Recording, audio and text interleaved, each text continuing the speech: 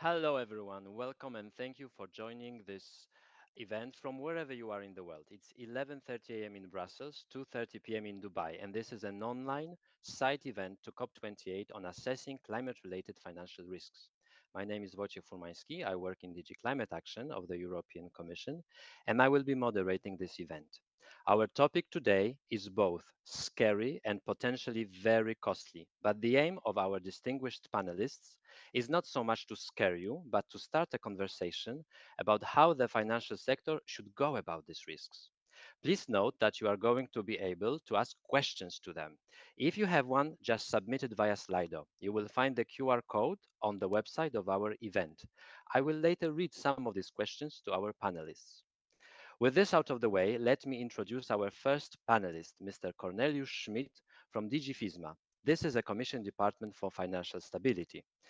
Cornelius works in a unit monitoring the EU and the euro area financial system. Cornelius, if I'm not mistaken, you are going to introduce us to the EU strategy for sustainable finance, and you are going to explain what this strategy says about climate-related risks. Cornelius, over to you. Thank you, Wojciech, for this kind introduction. Welcome everybody to this session. Indeed, my goal of this little presentation is to explain you how assessing climate-related risk to financial stability forms part of the wider Commission strategy regarding sustainable finance. And to explain that link, we need to take one step back and start with the commitments that the Commission has made.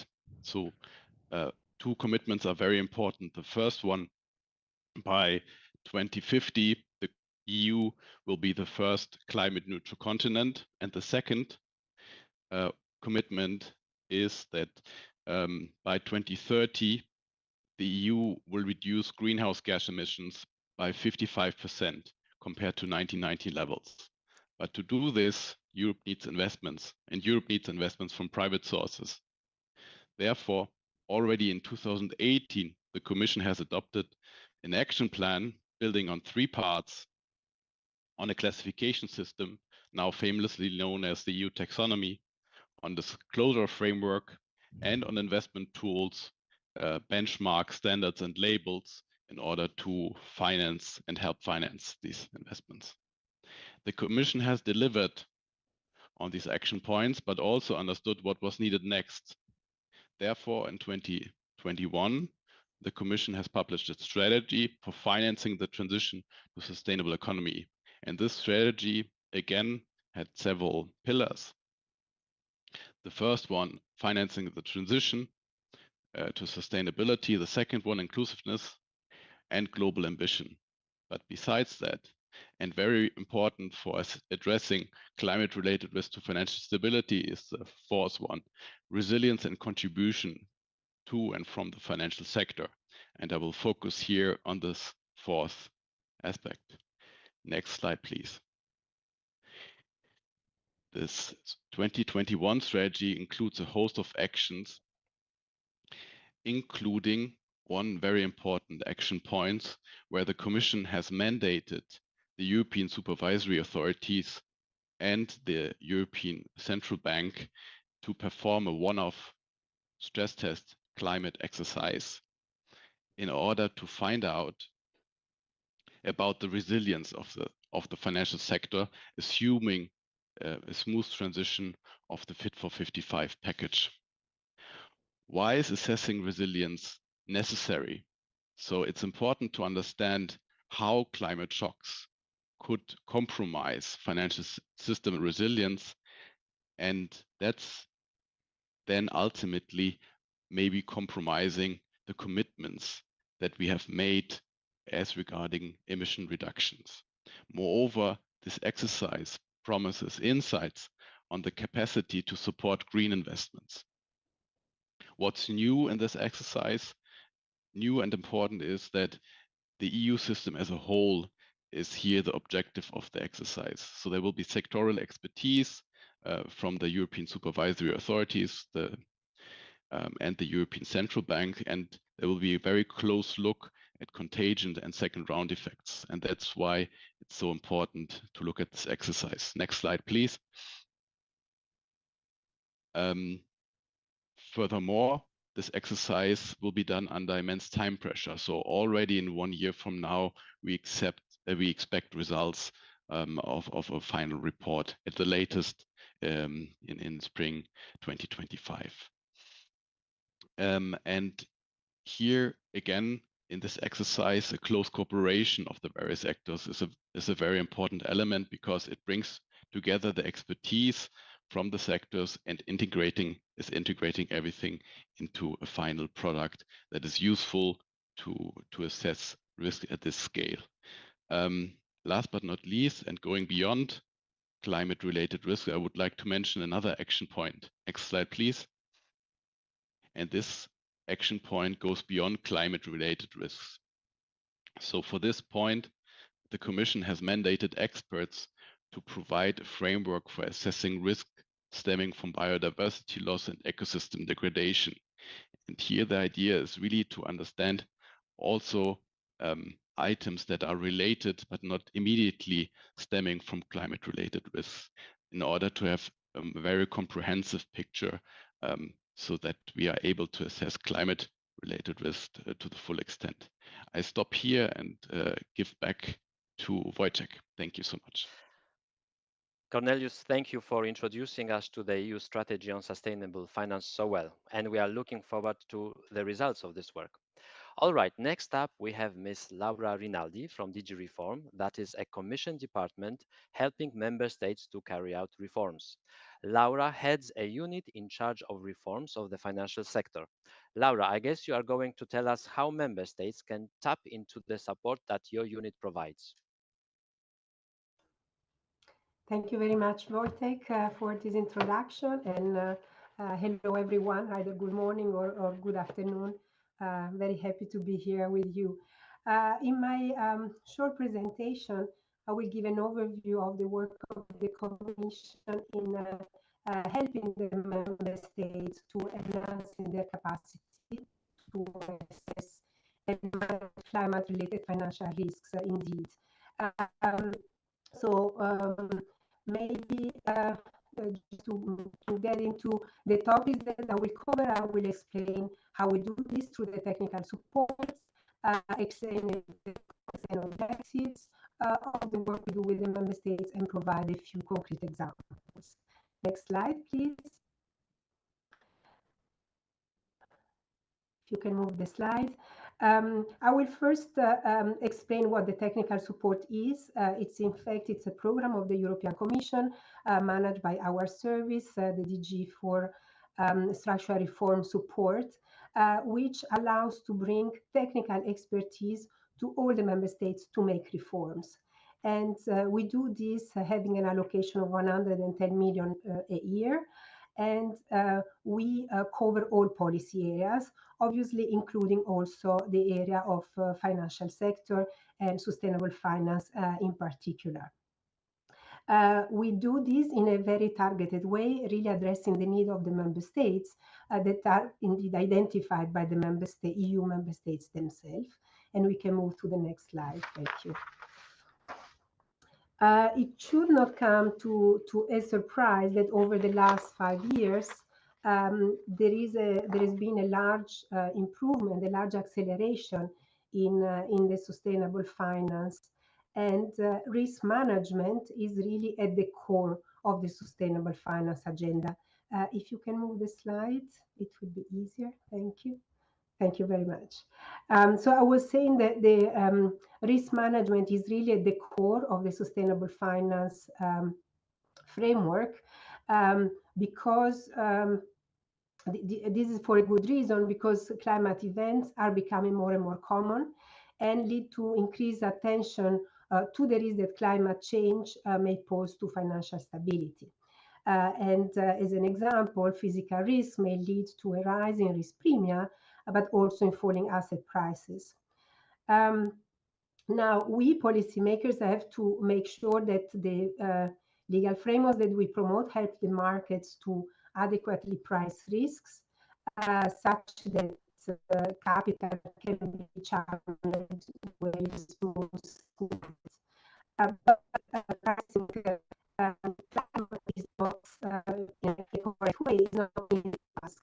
It requires data collection and disclosures, development of reporting capacities, identification of opportunities and bottlenecks, financial ecosystems, and just to mention a few. And in EDG reform, we have really the privilege to have member states with big capacity in doing all this.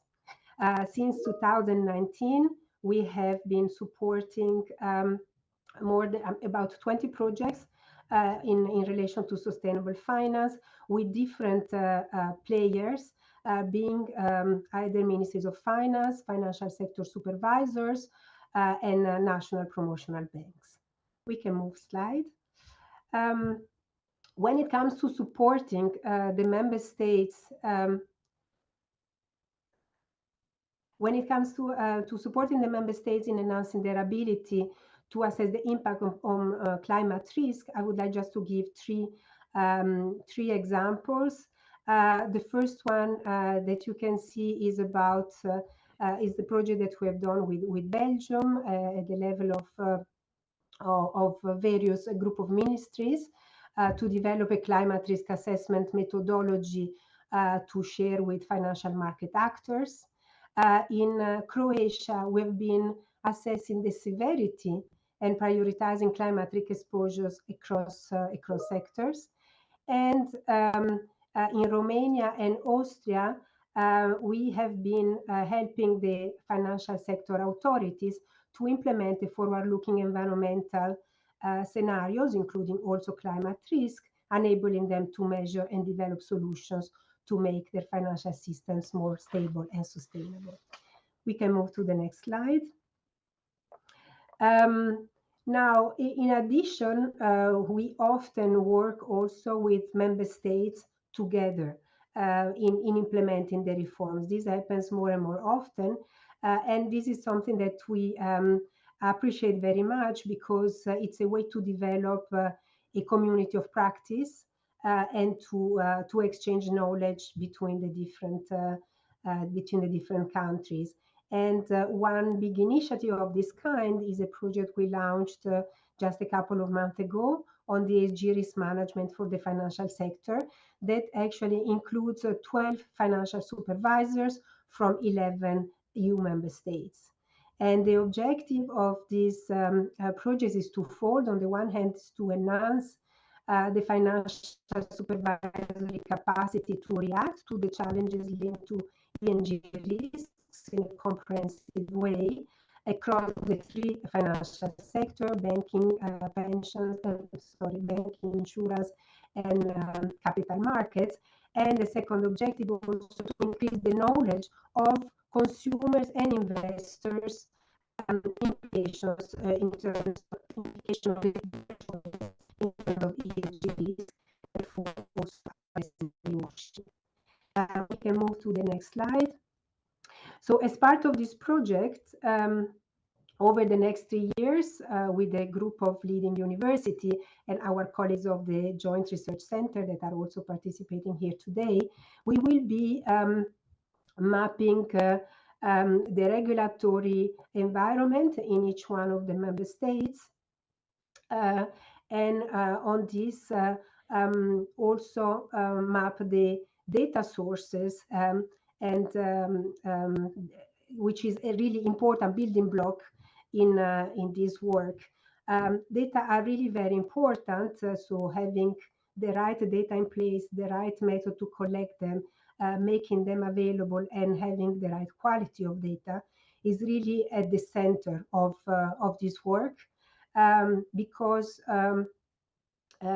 without this, I mean, it's really a big challenge to set up all the data that are needed to make sure that the methodologies that then we define are really providing the right information. Linked to the issue of data quality, there is also greenwashing, which is mentioned as the last element of this slide. And this is important because now that the sustainable finance agenda has experienced its first wave of implementation, we have to ensure that implementing, protecting consumers against greenwashing is really critical. And so for this, we are also looking forward at the work of the European supervisory authorities that will prepare a report beginning of next year on that. Moving to the next slide, you can see the different elements of the project. I will not go through them, but just to say that there are basically 3 levels of work. One is to map the relevant EU national regulatory measures. Then, as I mentioned already, to organize the data and information sources, and then as a third step, when the first 2 are done, to build a supervisory framework based on a common methodology across the different member states. We can move to the last slide, where I'll conclude by saying that we at DG Reform, we are really proud to be participating in the implementation of the EU Sustainable Finance Agenda on the ground. The financial implications of climate and wider ESG risk remain pervasive, and we hope that through our technical support, we'll be able to tackle them more efficiently. Thank you very much. Laura, thank you so very much. Clearly, there are many ways that DG Reform can help various national authorities on that front. Thank you again. Okay, next up, we have Ms. Erika Di Girolamo from the Joint Research Center of the European Commission. Erika is a team leader in the Economic and Financial Resilience Unit of the GRC. Erika, what can science tell us about climate-related financial risks? Thank you, Wojciech, for this nice introduction. So let me start saying that climate change is undeniably one of the most pressing challenges we face today, and represent also a new source of financial systemic risk, since its impact could spread across the entire financial sector. One significant area of concern is the so-called transition risk, which arises from the changes in strategies of policies that come with a low carbon transition. Essentially, transition risk stems from the financing of economic activity that will need to be abandoned in the low carbon transition. And the risk is that relevant physical assets will become stranded, and the associated investment will result in a financial loss. What if a bank is financing the opening of a coal mine? Is that a good investment today? Would you have invested in videotapes the moment the first CD came out? Well, probably no. And when a business moves away from carbon-intensive technologies, its business model can suffer a lot, with a detrimental effect for banks financing the affected firm. An even more concerning risk for financial institutions arises from climate-related catastrophic events, the so-called physical risk. The first climate-related bankruptcies happened already in California back in 2018, as a local insurance company could not meet its obligation towards policyholders hit by devastating wildfires. The next in line could be a bank whose borrowers might find themselves unable to repay their debt. So all in all, the exposure of financial institutions to companies with high carbon footprints or to geography prone to natural disasters can have implications for their balance sheet and overall financial stability. Hence, it's of paramount importance to identify, measure, monitor this risk to ensure institutions are equipped to withstand potential impact. Starting with the principle that we cannot hope to eliminate those risks, what is the way forward? Act, even in spite of uncertainty, and take action. While the Commission strategy for financing the transition and the strategies on adaptation identify 2 main areas where actions are needed in response to this financial risk.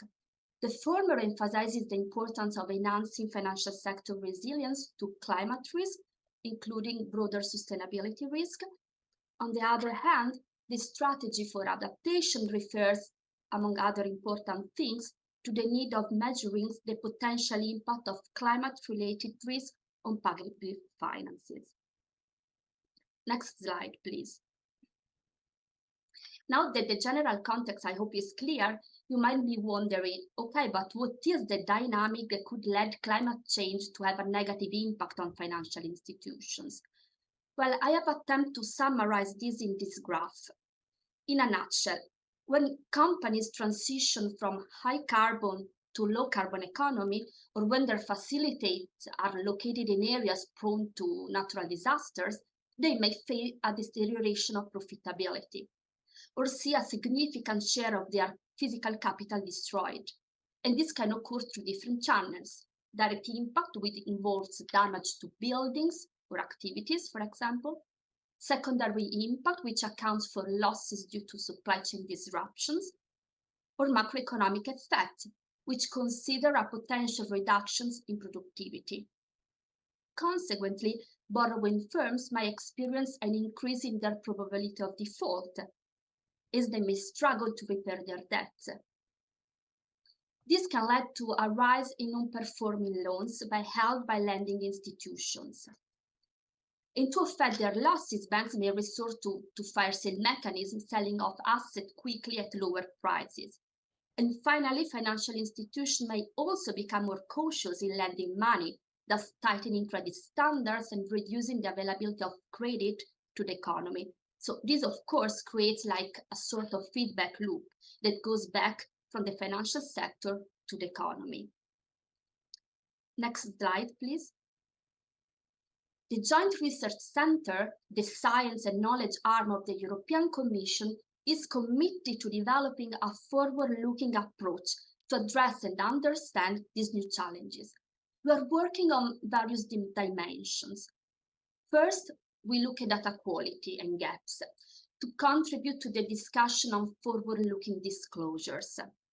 Second, we develop risk metrics, quantitative models, to stress test the resilience of the financial system against climate-related risk. And by collaborating with stakeholders such as the European Central Bank, the European Systemic Risk Board, we aim to make a significant impact in quantifying the exposure to both transition and physical risk, understanding the implication for financial stability and contributing to the discussions on potential macro tools to protect the financial sector.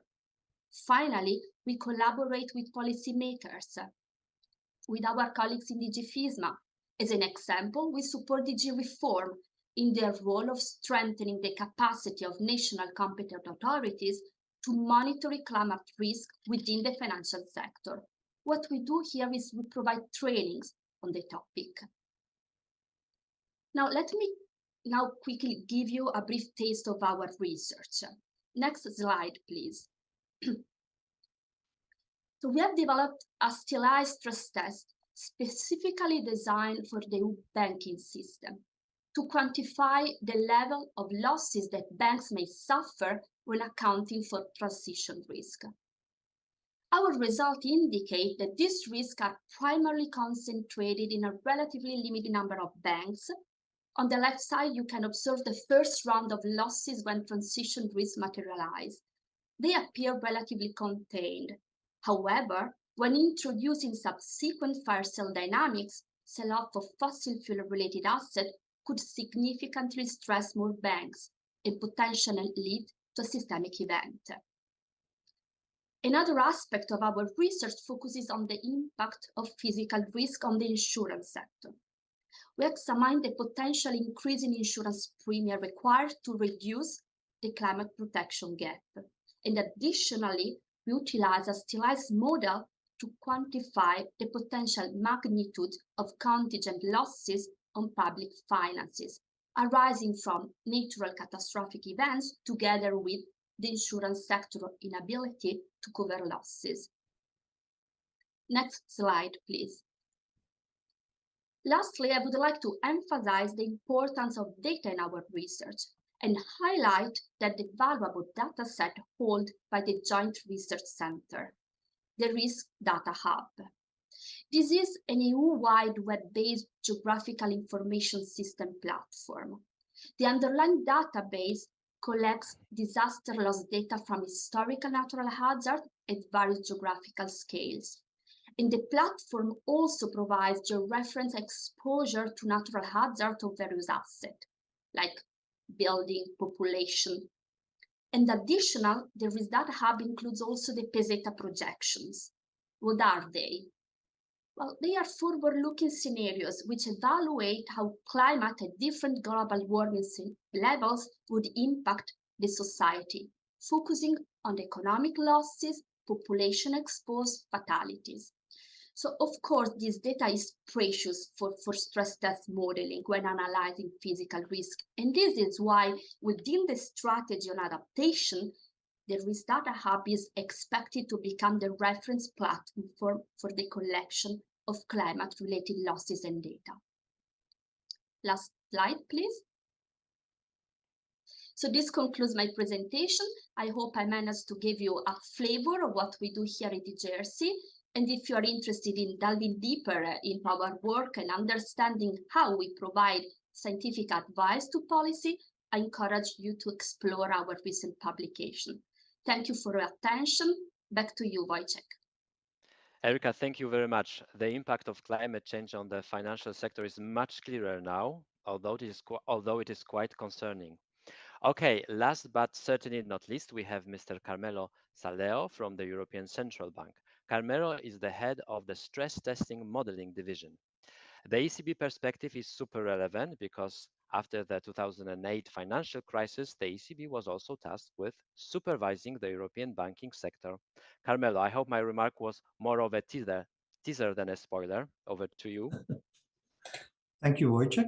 So I will follow up on Erika's intervention by walking you through the main challenges that we face in stress testing the corporate sector and then in the end the financial sector for climate change related purposes. We published the first economy-wide climate change stress test in September 21, and which was focused on assessing the general impact on European banks of transition and physical risk. And then we published in October 23 a second economy-wide climate change stress test, which focused more on transition risk and on a shorter horizon. The first one was until 2050, and this one goes from 2022 to 2030. So it's more in line, let's say, with the Fit for 55 project of the European Commission. So the first element of a stress test is the scenario. Now, in a normal scenario, you start with a baseline, which is, in a normal stress test, you start with a baseline, which is the most likely outcome, and generally you take that from forecast. Now, in the case of climate change, the problem is that there is a lot of uncertainty. The time horizon is longer. It's a bit difficult to say what is the most likely outcome because you have to take into account lots of potential policy changes and so on. So rather than call it the most likely outcome, I would say we call it a reference scenario. So, for example, you can take the path which is compatible with current policies and foreseen policies that we know will be applied. And that will be your reference path. The NGFS, the Network for Greening the Financial System, gives you most of what you need in terms of data to build this scenario, and that tells you what path the economy is on, depending on what emission path you are. So basically, you need to understand on what path of emissions you are with current policies, and that will help you select in the NGFS the right scenario. Then there is a narrative. The narrative is basically let's say a qualitative document in which you explain what are the main things that could go wrong, and that you will use to build your adverse scenario. So you can build a stress test with many adverse scenarios depending on different configurations of things that could go wrong. So, for example, in our 21 exercise, we have two negative scenarios. One is what we call a hothouse world, in which basically there is no policy. So that's really a bad scenario. And then there's an intermediate scenario we have, where policies are implemented, but they come in a little late.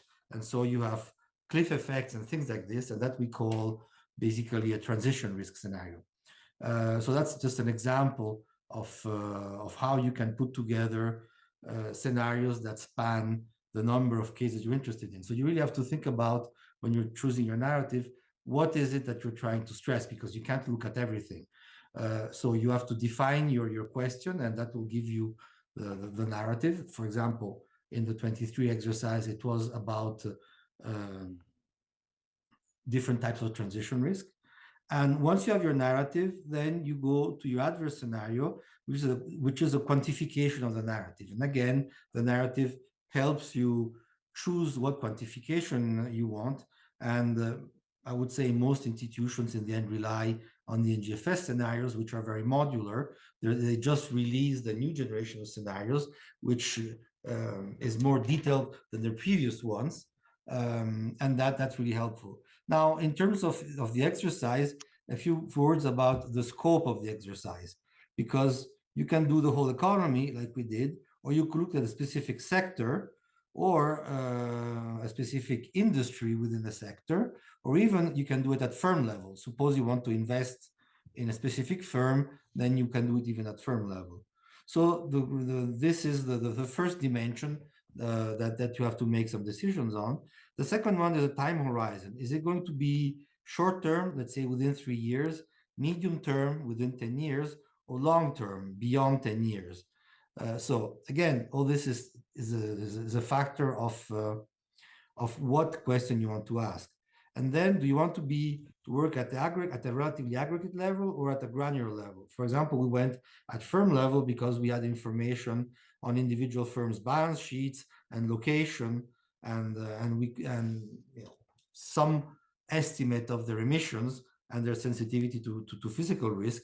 And so we went firm level. But some people argue that the data quality at the granular at this level today is still not good enough, and so maybe working with averages at industry level works better. So depending on what you have, on your resources, because the more you go granular and the more this is resource intensive, I'm not thinking only in terms of purchasing data, but also in processing it, models become a lot more complicated. And finally, whether you want to look at physical or transition risk, or the interplay of the two, or the sum of the two, all these questions will help you design your scenarios, pick your narrative, and so on.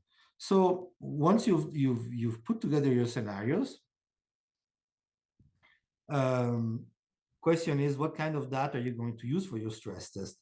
Now, like I said before, you can be very granular, go all the way to the firm level, or you can stay a little bit above that. For example, for physical risk, you can stay at the level of the zip code or of the region, again, depending on what you're interested in and what data you have access to. Another question is whether you want to use only actual data or estimations. There's a certain number of companies that basically collect let's say, the self-reported data for a certain number of firms, and then through some algorithm, they basically are able to impute emissions to all sorts of firms. So some people prefer to work only with the actual data. We used the estimations because we had a large sample, and we accepted the uncertainty that surrounds these kind of estimations. But again, this is a choice of the modeler.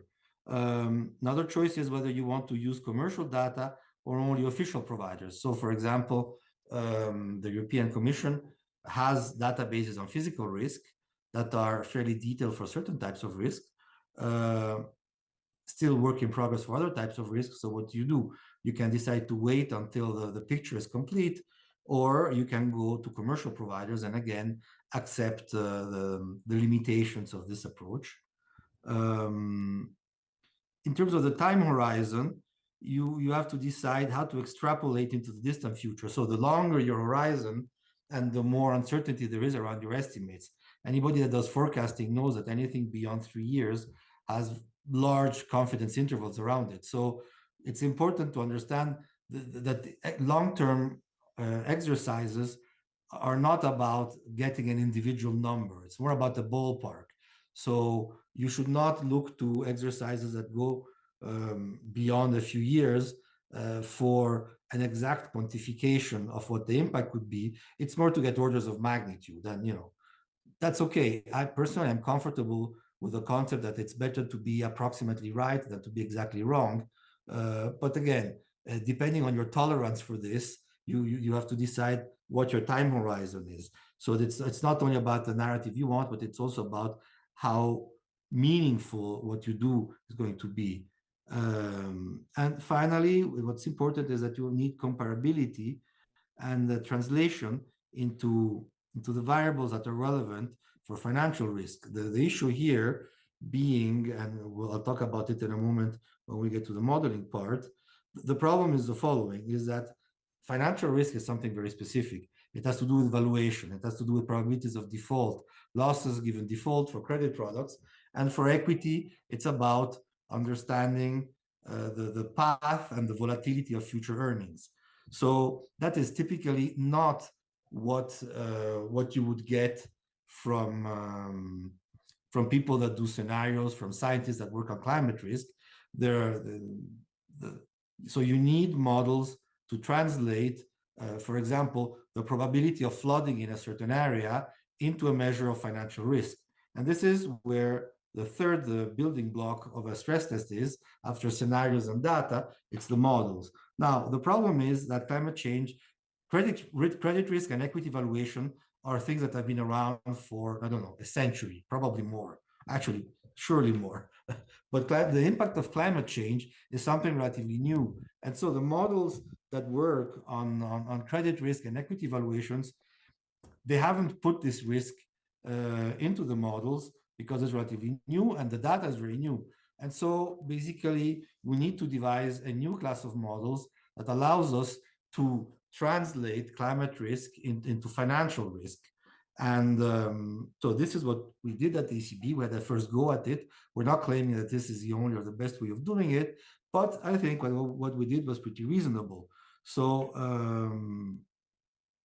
basically, the way we looked at this, for physical risk, in a way, it's more intuitive, because what physical risk does, it destroys physical infrastructures, and that means that you need to replace them. So there's a cost, which you can estimate, and there's going to be disruption in production for a certain number of weeks or months, and that's also something that you can estimate. So the cost of physical risk, you can see it as disruption in revenues and as extra cost, extra investment, just to get back to where you were before. And with some reasonable assumptions, you can make these estimates.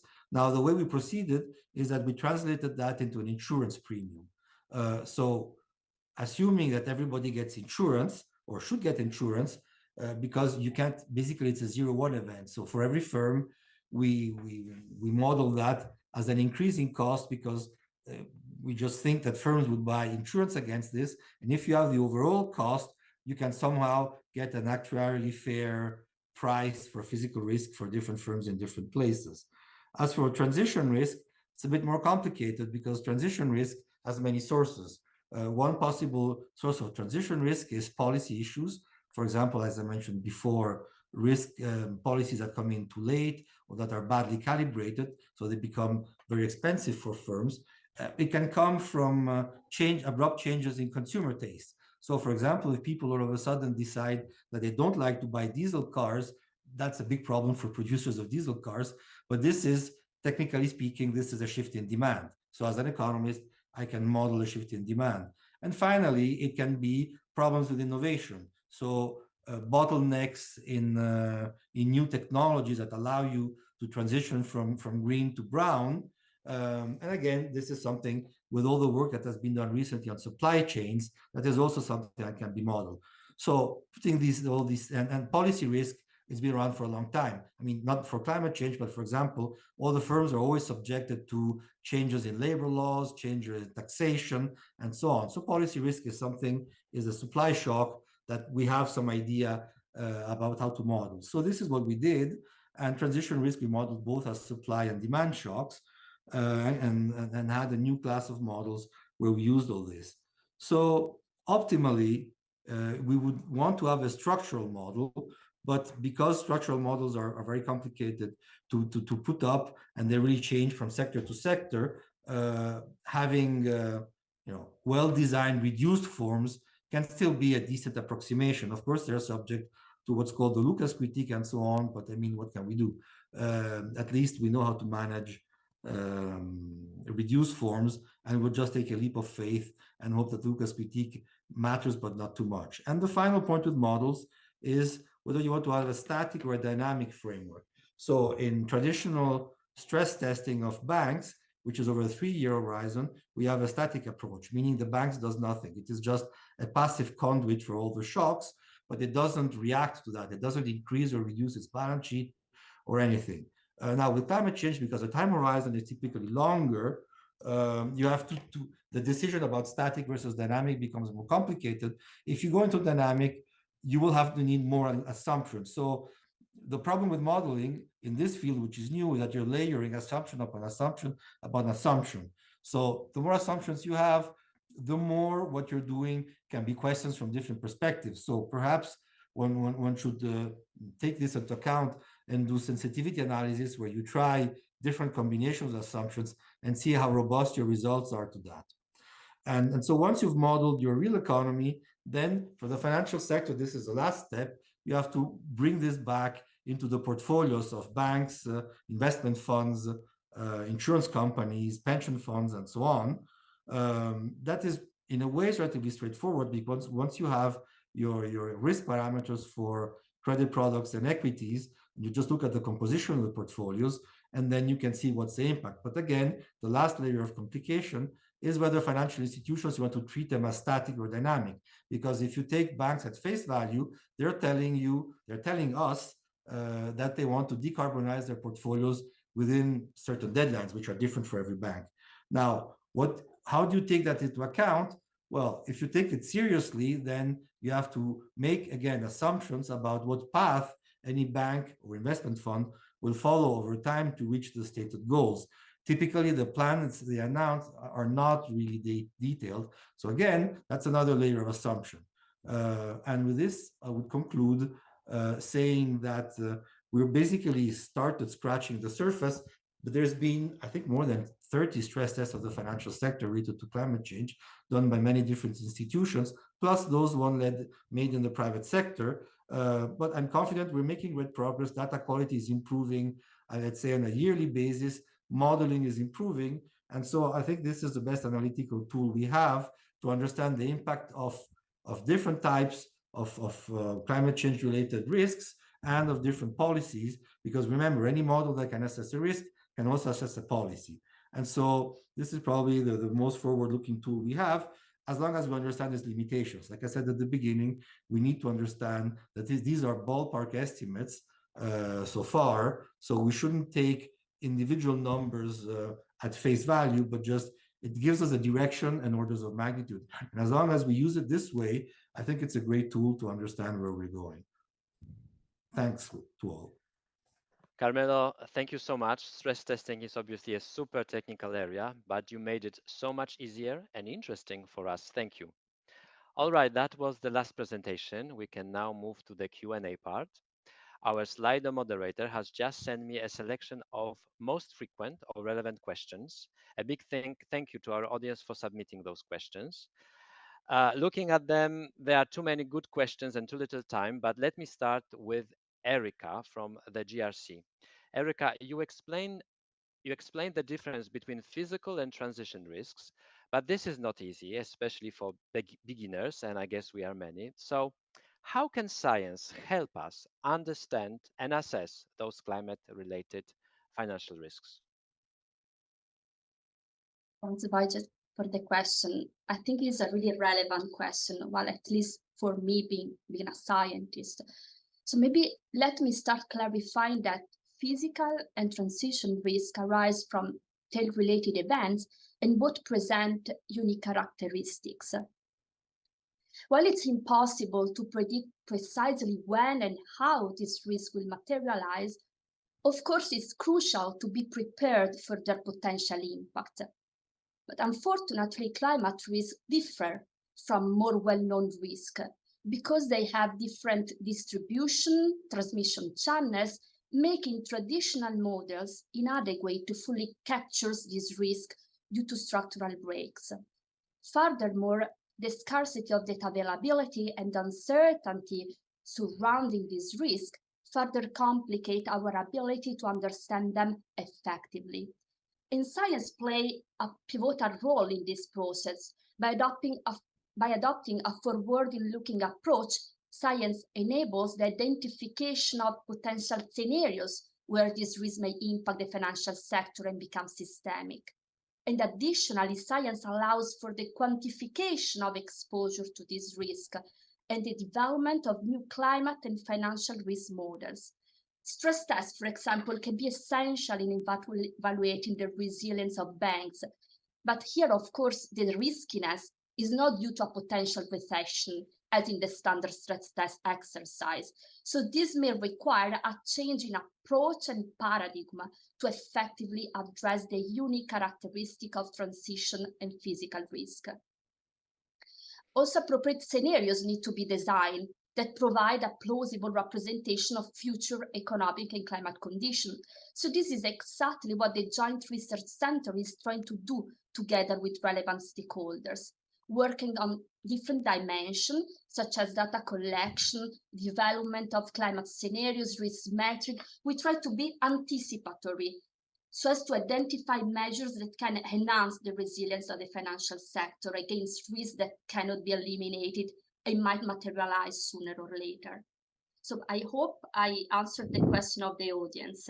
Back to you, Wojciech. I think so. Thank you so very much, Erika. Laura, a question to you. A listener suspects that DigiReform probably oversees many similar projects in different member states. Here's their question. How do you coordinate such projects? Are there any economies of scale, if you like? Thank you for the question, Wojtek, which is definitely relevant in the context in which we work. As I was explaining earlier, the technical support instrument that we manage is an instrument on request from the member states. So they identify their own needs, where they need to improve, do reforms, develop new methodologies, and so on. And we respond to that needs in a tailor-made way. However, and so then we organize the technical expertise based on that. However, more and more, as you mentioned, we see um, common needs across the member states. So when we see requests for support that are fairly similar, then we kind of design the projects in a way to address all of them in a consistent way, and then to carry out the work with the member states in parallel or together fully. Now, in other cases, and more, the member states have taken the habit also to work together, and this is something we are very happy with. And so, in some cases, they coordinate in advance of submitting requests to us.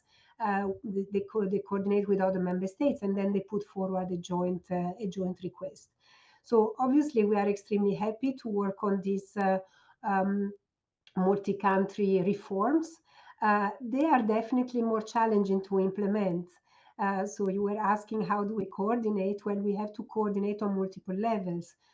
First of all, to coordinate across the countries, but also to make sure that the expertise that we bring and the work we do with all of them also addresses their individual specificities based on their level of understanding of development, their specific objectives, their national regulatory framework, and so on. So we really have to work on multiple levels. So yes, there are economies of scales on the one hand, but the coordination and the follow-up is a bit it's a bit more intensive, but this is definitely worth it, because the value added really lies in the scale that is reached through the cross-border cooperation that is really the basis for the development of a community of practice and a spreading of knowledge across the boundaries of the different member states. Thank you so very much. Very clear. Cornelius, maybe a one for you. The strategy on sustainable finance makes reference to a wide range of actors, from supervisors to standard setters.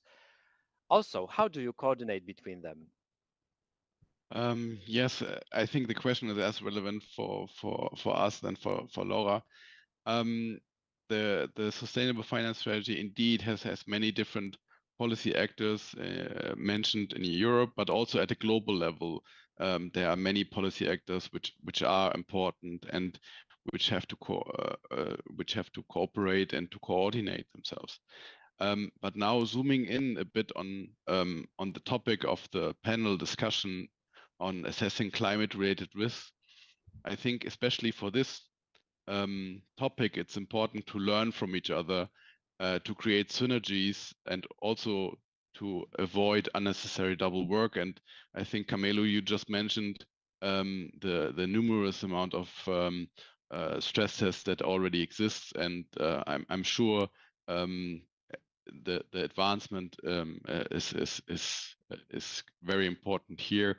That different exercises also advance the knowledge there. And I would like to mention one concrete example of a platform which allowed the coordination of that. And I think, Erika, you already mentioned that group. It was a group, or it's still a project team at the ECB level, and it comprised around 80 experts from central bank and other institutions, assessing climate-related risks to financial stability and also developing policy actions.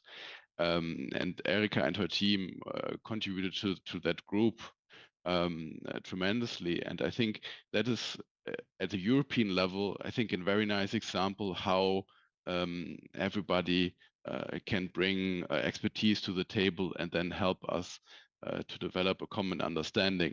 And also at a global level, at the Financial Stability Board, there's now a similar exercise done where policy experts come together and then want to learn from each other and to develop a common understanding.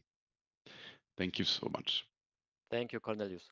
Okay, and Carmelo, a question that has been extensively debated over the past couple of years is whether capital requirements should factor in climate risks. Many of our listeners have asked this question today.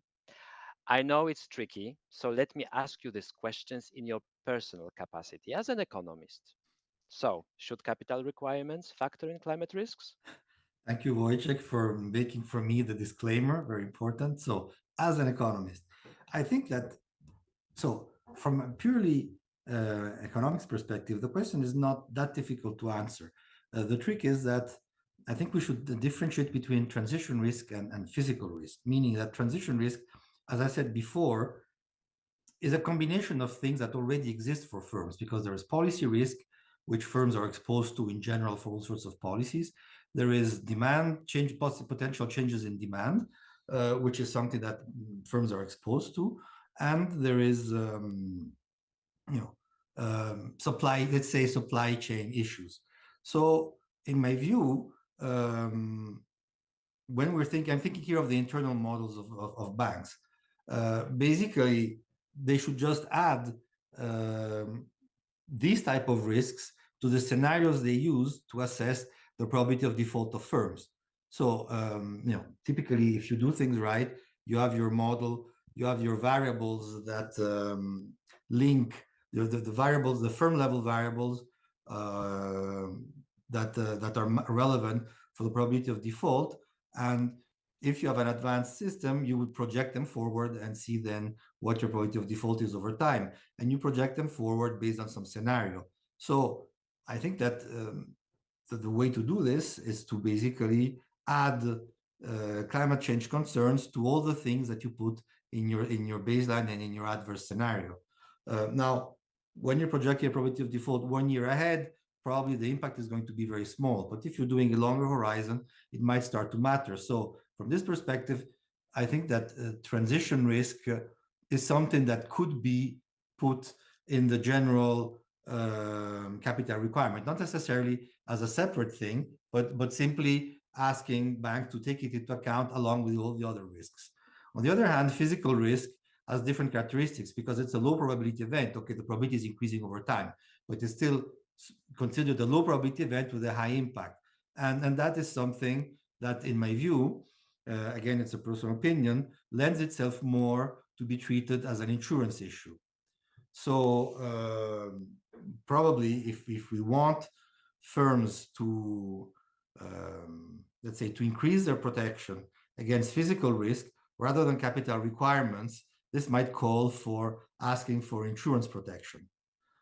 So it would be something like a bank, let's say it would be a good practice for a bank to ask firms, especially firms that are in at-risk areas, because the interesting thing with physical risk is it's really linked to geography. So clearly it could happen anywhere, but there are some areas where this is more prevalent.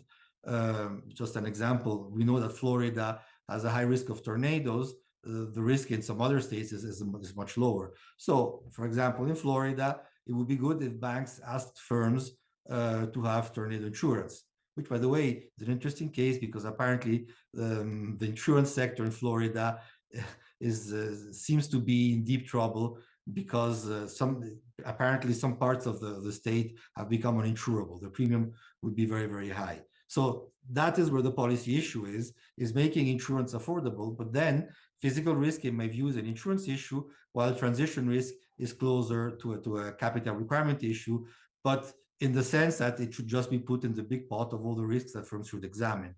I'm not entirely convinced that having a specific factor, okay, it's interesting, but that's not necessarily what is needed in this case. But again, this is a personal opinion. There's many ways of looking at this.